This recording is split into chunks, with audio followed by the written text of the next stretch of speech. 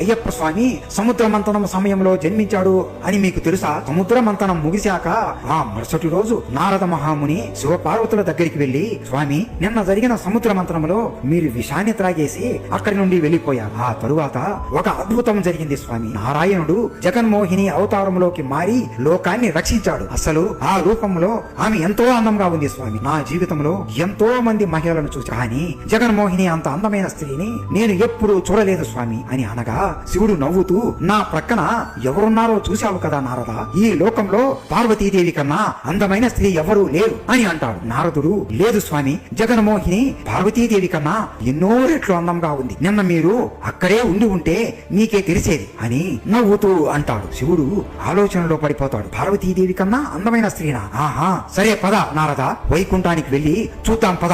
నువ్వు చెప్పినంత అందంగా లేకపోతే నా చేతుల్లో నువ్వు అయిపోతావు అని నవ్వుతూ వైకుంఠానికి వెళతాడు. నారదుడు ఏం చేస్తున్నాడో పార్వతీదేవికి బాగా తెలుసు. ఇదంతా లోక కళ్యాణం కోసం అని ఆమెకు బాగా తెలుసు. అందుకే వాళ్ళకన్నా ముందే వైకుంఠానికి వెళ్లి శివుడు మోహిని అవతారాన్ని చూడడానికి వస్తున్నాడు. ఇదిగో నా అంశాన్ని నీకు ప్రసాదిస్తూ ఇప్పుడు నువ్వు శివమోహిని లాగా మారి శివుడికి కనపడు అని చెబుతుంది. శివుడు వైకుంఠానికి వచ్చి మోహినిని వెతుకుతూ ఉంటాడు. పక్కనే ఉన్న ఒక తోటలో దివ్యమైన అందంతో శివమోహిని కూర్చొని నీటిలో ఆడుకుంటూ ఉంటుంది. ఆమెను చూడగానే శివుడు ఒక్కసారిగా ప్రేమలో పడిపోతాడు. ఏమి అందం ఇది, ఇంత అందాన్ని నేను ఎప్పుడూ చూడలేదు. ఈమెను చూస్తుంటే పార్వతిని చూసినట్లే ఉందే అని ప్రేమలో పడిపోతాడు. వెంటనే అక్కడికి పరిగెత్తుకుంటూ వెళతాడు. శివమోహిని సిగ్గుతో శివుడి వైపు చూస్తూ ఉంటుంది. ఆమెను దగ్గర నుండి చూడగానే శివుడు మరింత ప్రేమలో పడిపోతాడు. శివమోహిని కూడా శివుడితో ప్రేమలో పడిపోతుంది. శివుడు ఆమెని ముట్టుకోవడానికి వెళుతుండగా ఆమె సిగ్గుతో నవ్వుతూ పరిగెత్తుతుంది. శివుడు కూడా నవ్వుతూ